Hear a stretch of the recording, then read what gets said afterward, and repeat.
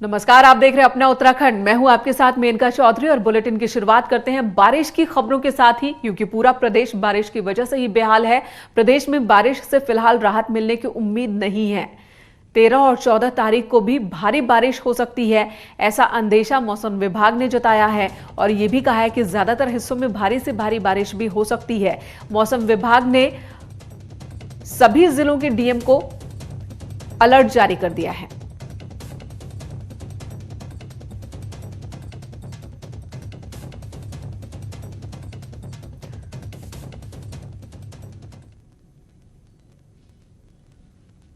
बारिश भी है, उसकी भी संभावना है एकाध दुक्का जगहों में। जैसे कुमाऊं रीजन के जो डिस्ट्रिक्ट्स है, आपके पिथौरागढ़ है, बागेश्वर है और नैनीताल, चंपावत, तो इनमें संभावना है कि कहीं कहीं पर भारी बारिश भी मिल सकती है।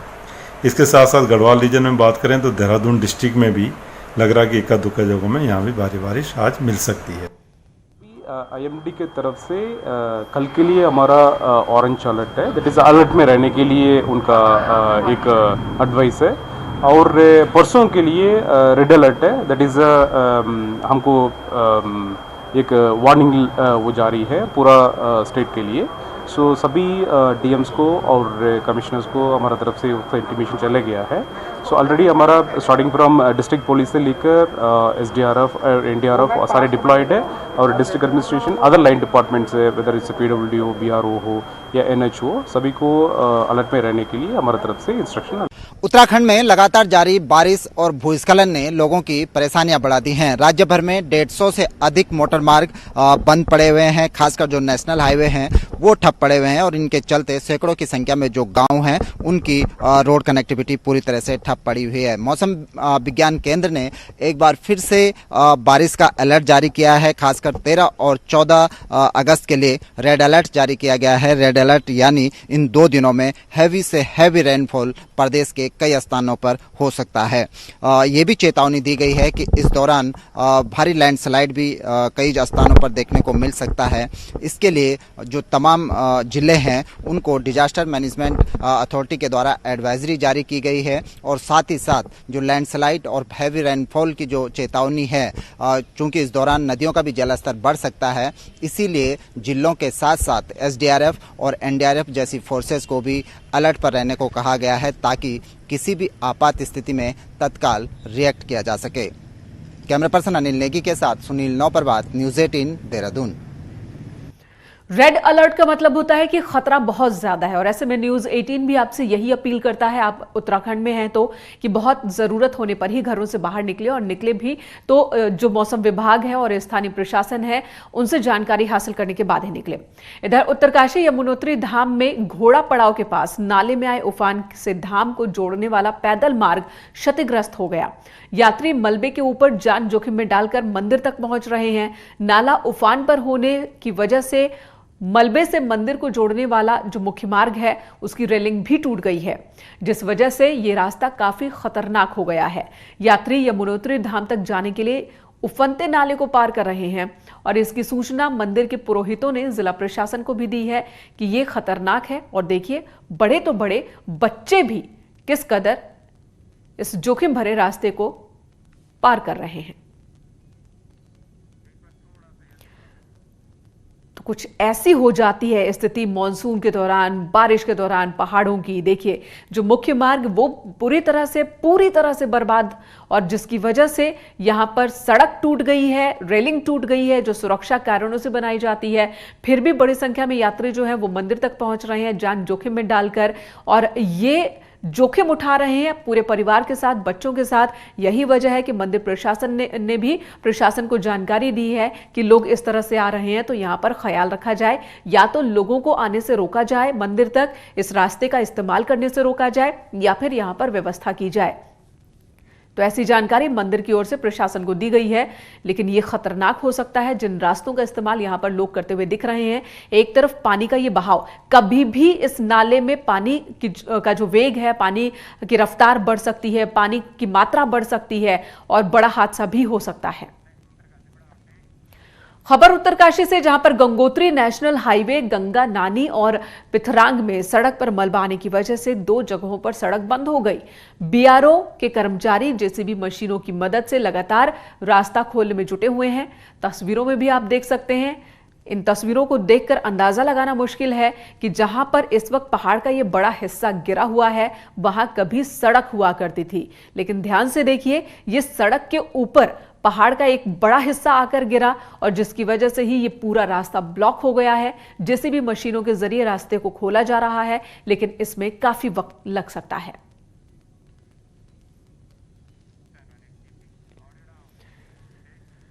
खबर चंपावत से, जहां पर शारदा नदी का जलस्तर बढ़ गया है। भारी बारिश की वजह से नदी का जलस्तर बढ़ता ही जा रहा है। बनबसा बैराज से छोड़ा गया पानी, जिसकी वजह से नदी का जलस्तर और बढ़ गया।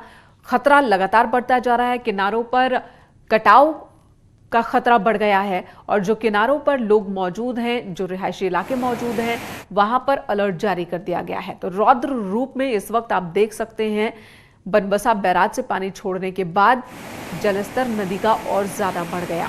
तो शारदा नदी की ये तस्वीर, जहां पर लहरों को आप देख रहे हैं कि ऐसा लगता है मानो कि गुस्से में ये लहरें तेजी से बढ़ रही हैं आगे।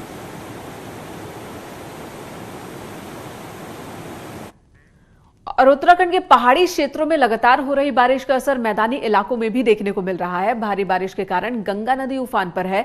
इस बार हरिद्वार में गंगा अलर्ट लेवल के बेहद करीब पहुंच चुकी है। 293.70 मीटर पर इस वक्त गंगा बह रही है, जबकि 294 मीटर की ऊंचाई को खतरनाक माना गया है। यानी गंगा का जलस्तर खतरे के निशान से महज 30 सेंटीमीटर ही नीचे है। वहीं सिंचाई विभाग ने गंगा से सटे इलाकों में अलर्ट जारी कर दिया है।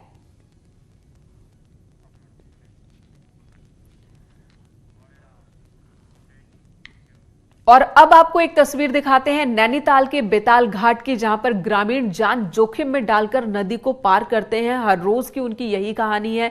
कोई भी काम करने जाना हो, खेत पर जाना हो या फिर बाजार, इसी तरह से इन्हें इस नदी को पार करना पड़ता है। रोपा गांव का यह है।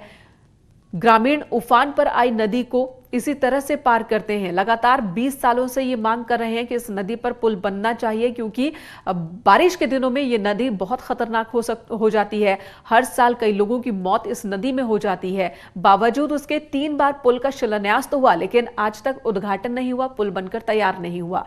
2 बार लगातार ग्रामीणों की मांग होती रही, लेकिन अभी तक मांग पूरी नहीं हुई है।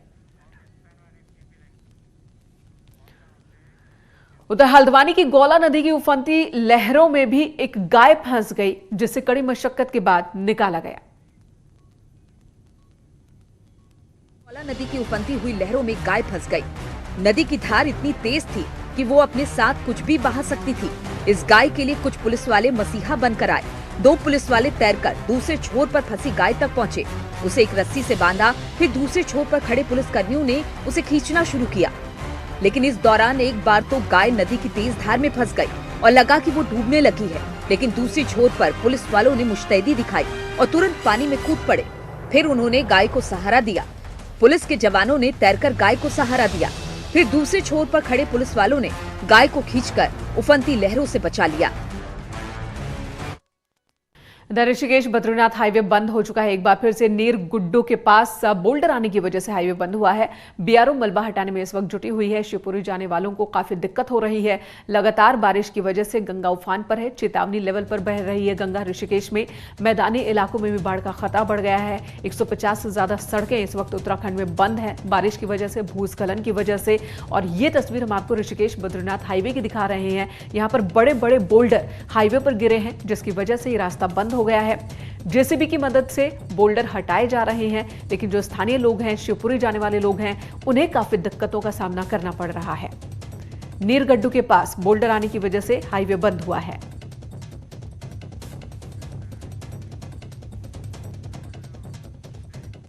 उधर केदारनाथ धाम को जाने वाला रुद्रप्रयाग गौरीकुंड राष्ट्रीय राजमार्ग भी अब बंद हो गया था, लेकिन इसे कल देर शाम तक खोल लिया गया, जिसके बाद केदारनाथ जाने वाले तीर्थयात्रियों के साथ ही गुप्तकाशी, उखीमठ, कालीमठ, चोपता के स्थानीय लोगों को भी राहत हुई।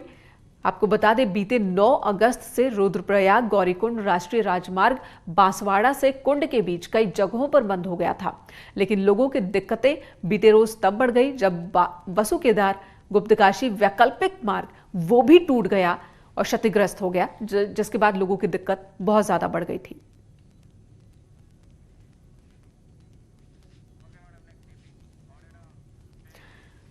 और आपदा की दृष्टि से टिहरी जिले के सबसे संवेदनशील क्षेत्र घनसाली क्षेत्र में आपदा से निपटने के लिए और आपदा राहत कार्यों में तेजी के लिए जिला प्रशासन ने इस बार तहसील स्तर पर आपदा कंट्रोल रूम स्थापित किया है और अधिकारियों पुलिस को अलर्ट मोड पर रखा गया है। डीएम का कहना है कि आपदा की दृष्टि से बहुत ही संवेदनशील है ये पूरा का पूरा इलाका और इसे चिन्हित कर लिया गया है। नदी किनारे रह रहे लोगों को सुरक्षित स्थानों पर शिफ्ट किया जा रहा है।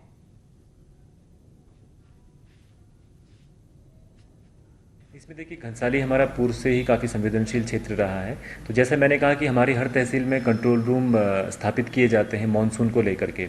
इसके अतिरिक्त जो घनसाली थाने में और भी हमारे वहाँ पर पुलिस फोर्स है, उनको भी अलर्ट पे रखा हुआ है, क्योंकि हाल ही में गंगी गांव में भी घटना हुई है, जिसकी वजह से कि सचिवालय में कार्यप्रणाली के सुधार को लेकर सीएम त्रिवेंद्र सिंह रावत एक्शन में है। मंगलवार को उन्होंने सचिवालय में ही मीटिंग का आयोजन किया। कड़ा रुख इस वक्त सीएम का देखने को मिला। सीएम ने सख्त लहजे में निर्देश दिए कि सभी विभागों में सालों से टिके अधिकारियों और कर्मचारियों के शुक्रवार शाम तक ट्रांसफर ऑर्डर जारी हो जाएंगे। सीएम ने फाइलों के निपटारे में लेट लतीफी करने वाले कर्मचारियों को चिन्हित कर उनके खिलाफ कार्रवाई के भी निर्देश दिए। सीएम ने कहा कि कार्मिकों का वार्षिक मूल्यांकन अनिवार्य रूप से किया जाएगा। बेहतर काम करने वाले कर्मचारियों को पुरस्कृत भी किया जाएगा।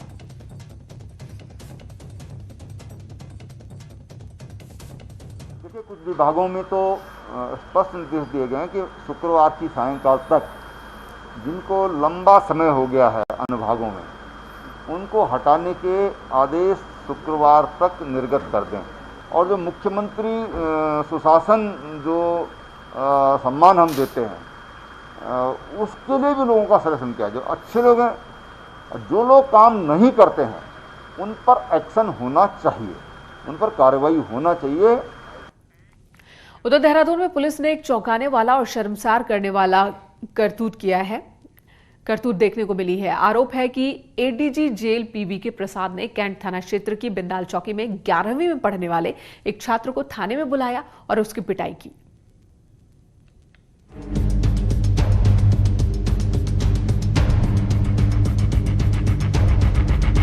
पीठ पर चोट की गंभीर निशान दिखा रहा ये 18 साल का छात्र है, जिसका आरोप है कि निशान जो उसकी पीठ पर हैं, वो बिंदाल चौकी में बुलाकर जेल एडीजी पीवी के प्रसाद ने दिए। छात्र का आरोप है कि सोमवार दोपहर उन्हें एडीजी जेल का फोन आया, जहां उसे बिंदाल चौकी पहुंचकर कुछ जरूरी बात करने को कहा गया। जिसके बाद जैसे ही छात्र बिंदाल चौकी पहुंचा, उसके साथ मारपीट की गई, साथ ही अमानवीय हरकतें भी की गई। सिर्फ एक प्रसाद सर थे और एक 2-3 उनके साथ और थे। कौन है, पता है आपको इनके बारे में? कौन है? उन्होंने बस मेरे को ये बताया था कि उन्होंने मेरे से पूछा, आप मेरे को जानते हो? मैंने बोला कि आपके बैच में आईपीएस लिखा है और आपके इस वाले बैच में पीवी के प्रसाद है। तो कहते हाँ आईपीएस हूँ मैं। मैंने अच्छा, और फिर मारा। डीजी साहब से पहले उनसे ये मांग करिए कि हमें इंसाफ चाहिए कि मारा क्यों गया उसे बेवजह इतना। जब इसने कोई क्राइम नहीं करा, फिर मारने के बाद अगर क्राइम करा था आपने छोड़ क्यों दिया? जब इसने कोई क्राइम करा ही नहीं है तो आपने मारा क्यों इसको? वहीं मामले में डीआईजी दून अरुण मोहन जोशी का कहना है कि मामले की गंभीरता को देखते हुए जांच एसपी सिटी श्वेता चौबे को सौंप दी गई है। रिपोर्ट के आधार पर कार्रवाई की जाएगी। उसके बारे में एसपी सिटी है, वो जांच कर रही है और उनको बताया है कि सारे एस्पेक्ट्स को एग्जामिन करते हुए फिर अपनी रिपोर्ट सबमिट करेंगे और जो भी फाइंडिंग्स रहेंगी उस हिसाब से हम आगे कार्रवाई करेंगे इसमें। हालांकि मामला हाई प्रोफाइल है, ऐसे में जांच के बाद स्थिति साफ हो पाएगी, लेकिन इस पूरे मामले ने एक बार फिर पुलिस को सवालों के घेरे में खड़ा कर दिया है। न्यूज़ 18 के लिए देहरादून से सत्येंद्र बर्थवाल की रिपोर्ट। और जब इस बारे में आरोपी आईपीएस पीवी के प्रसाद से पूछा गया तो उन्होंने कहा कि दरअसल ये लड़का उनकी लड़की को कुछ वक्त से सोशल मीडिया पर लगातार फॉलो कर रहा था और उनसे भी फोन कर इस बारे में, उनकी बेटी के बारे में उनसे जानकारी इसने मांगी थी। ये तर्क वो दे रहे हैं, लेकिन इस सवाल का जवाब उन्होंने नहीं दिया कि अगर इस लड़के ने ऐसा किया भी था तो इसके खिलाफ मामला दर्ज कराना चाहिए था और कानूनी तरीके से कार्रवाई होनी चाहिए थी। थाने में बुलाकर इस तरह से पीटने का हक उन्हें भी नहीं है।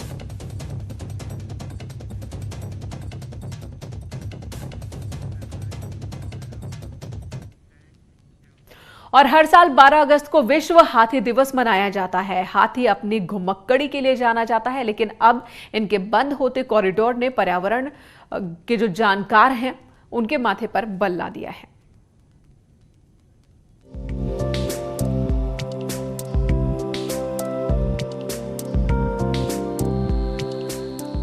हाथी झुंड में रहने वाला जीव है। अपने जीवन काल में काफी लंबी दूरी का सफर तय करते हैं। उत्तराखंड के हाथी राजाजी टाइगर रिजर्व से लेकर टनकपुर होते हुए नेपाल तक का सफर करते हैं, लेकिन इंसानों द्वारा विकास के नाम पर किए गए निर्माण ने हाथियों के परंपरागत कॉरिडोर बंद कर दिए हैं, जो कई बार टकराव का कारण बन रहा है।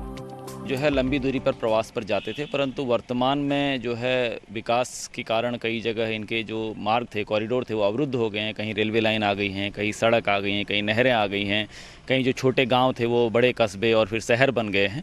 तो उस वजह से उनका कॉरिडोर बाधित हुआ है और उसकी परिणति ये होती है कि जिन स्थानों से हाथी रेगुलर निकलते थे वहाँ पर उनका जो है मानव के साथ टकराव देखा जा रहा है। देश में 1992 में प्रोजेक्ट एलिफेंट की स्थापना 3 मकसदों को लेकर हुई थी, जिसमें इनकी कम होती आबादी को बढ़ाने के साथ साथ इनके वासस्थल विकसित करना, इनके बंद होते कॉरिडोर को बचाना और इंसान से इनके टकराव को कम करना शामिल है। इन सब को ध्यान में रखते हुए उनके हैबिटेट को सुधारने के लिए जो ह्यूमन वाइल्ड लाइफ कॉन्फ्लिक्ट है उसको अवेयरनेस के माध्यम से, उसको टेक्नोलॉजी के माध्यम से उसको कम करने के लिए और लोगों में एक जागरूकता पैदा करने के लिए इस वन्यजीव के बारे में, क्योंकि जो एलिफेंट हैं उनको बहुत बड़े एरिया की ज़रूरत होती है और कई बार वो अपने भोजन और पानी की तलाश में बहुत बड़े एरिया में भी विचरण करते हैं। तो प्रोजेक्ट एलिफेंट के तहत इनके बंद होते कॉरिडोर को बचाने का काम भी किया जा रहा है, लेकिन बढ़ते इंसानी दबाव के बीच इन कॉरिडोर को बचा पाना टेढ़ी खीर साबित हो रहा है, जिसने चिंता बढ़ा दी है। गोविंद पाटनी, न्यूज़ 18 रामनगर।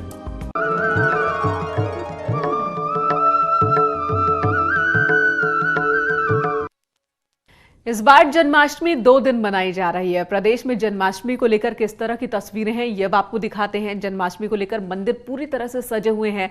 वैष्णव समाज के लोग आज जन्माष्टमी मना रहे हैं। कोरोना की वजह से मंदिरों में इस बार भजन कीर्तन का आयोजन उस स्तर पर नहीं जैसा कि हर साल देखने को मिलता है। श्रद्धालुओं की भीड़ वैसी नहीं जैसा कि हर साल देखने को मिलती है।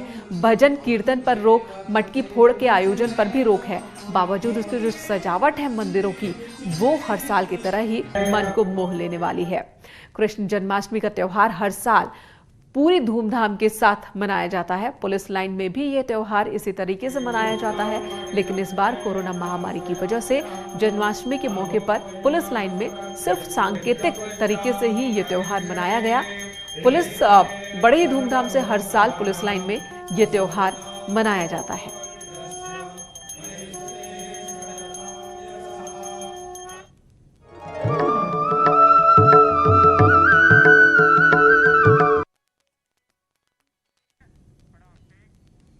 चलिए पहाड़ की खबरें फटाफट अंदाज में पहाड़ एक्सप्रेस में लेते हैं।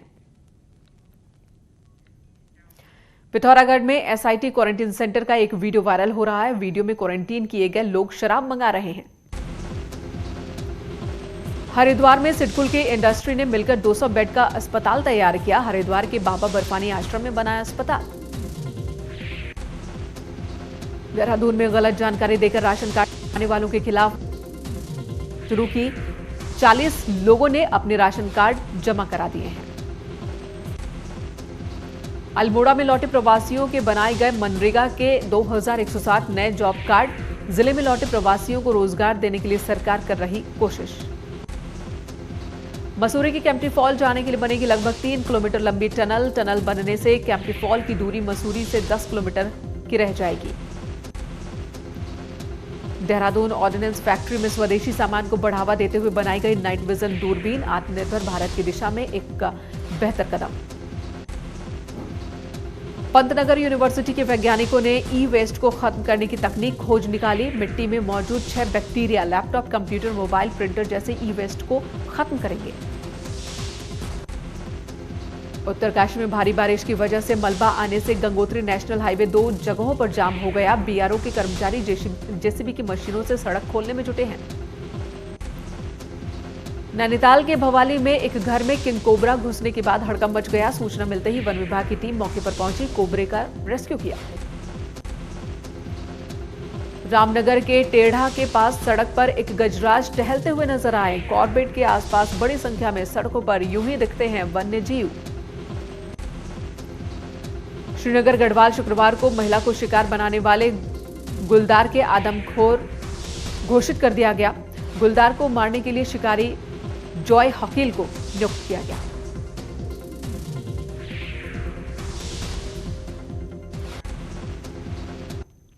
अपना उत्तराखंड में इतना ही, लेकिन खबरों का सिलसिला न्यूज़ 18 पर जारी है।